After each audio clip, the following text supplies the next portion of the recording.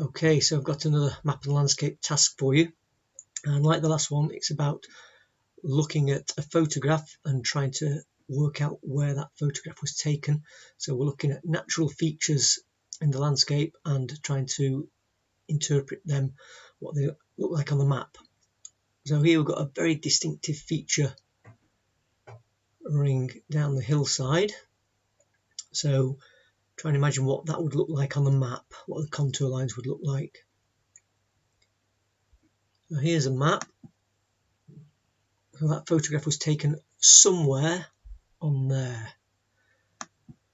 That might make it easier looking at the photo on the right and the map on the left. So see if you can work out where that photo was taken on there. If you need any help, then continue watching, because I'm going to put some hints up. If you don't need any hints at this stage, then just pause and then set the video going again when you think you've got your answer. So hints are coming up now. So the photo was taken at one of these locations: A, B, C or D.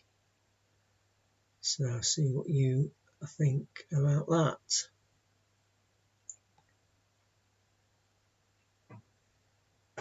Okay, so pause now if you don't want the answers, because I'm going to explain where that photo was actually taken. So let's have a look at them in turn. First of all, A. Well, we can see here that the contour lines are very close together underneath the circle, and they get further apart higher up the hillside. So what that's telling us is the ground's getting steeper as it comes down. We can see in here that that's not exactly the case, because this feature comes down and then the ground here directly in front of us flattens off, and that line feature finishes there. So we could discount A. What about B? So we've got the stream feature running down. The contours do maybe get slightly wider apart there at B, but you can see that the stream continues running straight through B. It doesn't finish at all, whereas it does in the photograph. Okay, what about C? So similarly with C, we've got two streams coming down, joining and running down the hillside. It's not possible to see exactly whether that might happen up there. What we can see though is, as I said before, this stream or this feature finishes here, whereas on the map it runs through and continues down beyond the point where maybe the photo was taken. And the other thing to observe as well is how these contours go in a very distinct A shape, which indicates that this is quite a steep-sided, deeply cut valley into the hillside. And this shows that the land doesn't really cut in particularly deeply. So maybe not C either. And what about D? Well, we can see that the ground flattens off here and gets steeper higher up the hillside.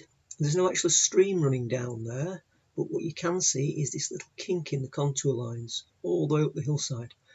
So that's quite a long dry re-entrant running up there. So that fits. What about this black boundary line here?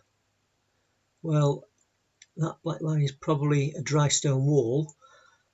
Now, if that was made 100 years ago and has never been repaired or had any attention paid to it, it may well just have fallen down and be nothing but a small pile of stones on the ground. So there's possibly a little line there that might be that wall, but be careful with boundary lines. They're not always big, 5 foot high, well-maintained dry stone walls. So the answer is, in fact, D.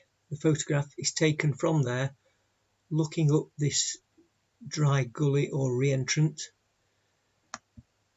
which is this feature. So looking up there.